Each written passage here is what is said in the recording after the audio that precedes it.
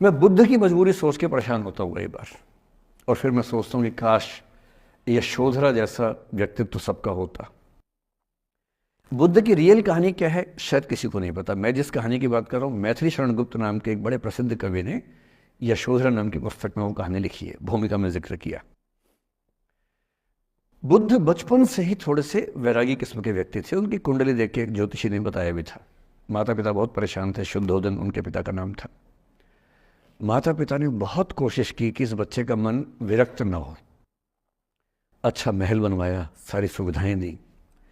जैसे ही बुद्ध थोड़े से किशोरावस्था में आए, उस समय की दुनिया की सबसे खूबसूरत महिला से, लड़की से, यशोधरा से उसकी शादी करवा दी। यशोधरा के पिता ने काफ़ी एग्ज़ाम लिए बुद्ध जी के, वो सारे एग्ज़ाम में पास हुए, तब जाके शादी हुई। ऐसे नहीं हुई, शादी हुई। तो बुद्ध भी ठीक था, रमे रहे उस जीवन में। बेटा हुआ उनका राहुल। अब बुद्ध की विरक्ति का भाव बढ़ता जा रहा था। 29 साल की उम्र के आसपास ऐसा हुआ कि उन्होंने एक मृत व्यक्ति को देख लिया, एक बूढ़े को देखा, एक भिखारी को देखा, एक बीमार को देखा। विरक्त हो गए और उनका मन हुआ घर छोड़ दूं, ज्ञान की खोज में चला जाऊं। अब ज्ञान की खोज में जाएं, उनको पता है कि भाई मेरी पत्नी भी है, मेरा बेटा भी है, राज्य भी है, कैसे छोड़ दूं? छोड़ना जरूरी है। अंदर की आवाज है कि छोड़ो, तुम इस चीज के लिए नहीं बने हो, तुम्हारा स्वधर्म कुछ और है। बाहर की जिम्मेदारी है कि छोड़ नहीं सकते। मैं अनुमान करता हूं कि बुद्ध ने शायद अपने पिताजी से कहा हो कभी कि पिताजी मैं बहुत परेशान हूं, छोड़ना चाहता हूं। तो पिता ने समझा बुझा के मना किया होगा कि बेटा शोभा नहीं देता, ऐसा मत करो। हो सकता है पत्नी से भी बात की हो, पत्नी ने भी कहा हो कि ये क्या बात हुई, हम सबका जीवन तुम पे टिका है, बच्चा अभी बिस्तर से भी नहीं उतरा है, अभी तो चलना भी नहीं शुरू किया है, तुम ऐसी बात कर रहे हो। इसका जिक्र नहीं मिलता इतिहास में कि ये बात हुई कि नहीं हुई। और एक दिन बुद्ध ने तय किया और वो आधी रात को पत्नी और बेटे को सोता हुआ छोड़ के चले गए। इसको बौद्ध परंपरा में महाभिनिष्क्रमण कहते हैं, बुद्ध का अपने घर से निकल जाना। अब बुद्ध चले गए, लेकिन मैथिली शरण गुप्त यशोधरा के पर्सपेक्टिव से बुद्ध को देख रहे हैं। यशोधरा बहुत परेशान है, भाई पति चला गया है, बच्चे का पिता चला गया, मजाक छोड़ना है। राजा परेशान है कि उनका उत्तराधिकारी चला गया है। यशोधरा इतनी परेशान है, बहुत लंबे समय तक छंद आते रहते हैं कि वो कितनी बेचैन है, कितनी परेशान है। लेकिन यशोधरा की सबसे बड़ी परेशानी इस बात से नहीं कि बुद्ध चले गए, इस बात से है कि बिना बताए चले गए, भरोसा नहीं किया। और वो अपनी सहेली से कहती है, सिद्धि हेतु स्वामी गए, यह गौरव की बात। मुझे गर्व है कि मेरा पति इतने महान काम के लिए गया है।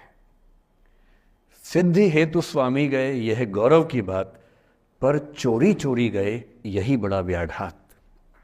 सखी सखी वो मुझसे कहकर जाते, कह तो क्या वो मुझको अपनी पथ बाधा ही पाते, क्या मैं रास्ता रोकती उनका?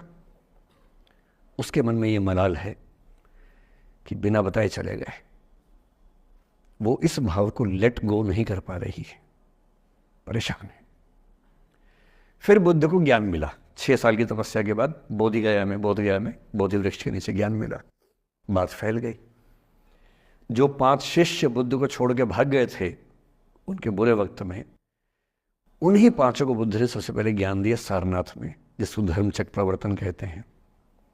बुद्ध की ख्याति बढ़ने लगी। यशोधरा नहीं मिलने के लिए लेट गो नहीं कर पा रहे थे। उसके मन में दर्द था, छुप के क्यों गया, बता के जाता। बुद्ध ने पूछा पिता से कि यशोधरा कहाँ है, तो बोले कि वो कह रही है कि अगर बुद्ध मिलना चाहेंगे तो खुद ही मिलने आएंगे मुझसे, मैं क्यों जाऊंगी भाई, आत्मसम्मान भी तो कोई चीज़ है, मैं क्यों मिलने जाऊंगी। तो बुद्ध मिलने गए। सोचिए कमरे में यशोधरा बैठी है, राहुल साथ में। अब राहुल थोड़ा सा बड़ा हो गया है, 6-7 साल का है। बुद्ध गए हैं। अब आपके मन में आ रहा है कि बुद्ध वहां जाके बोलेंगे सॉरी मैंने गलत किया, I hurt you, I really feel sorry.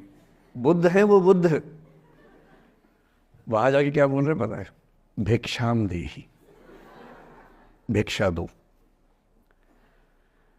और यशोधरा कितनी महान महिला रही होगी, उसने अपने बेटे का हाथ बाप के हाथ में दे दिया।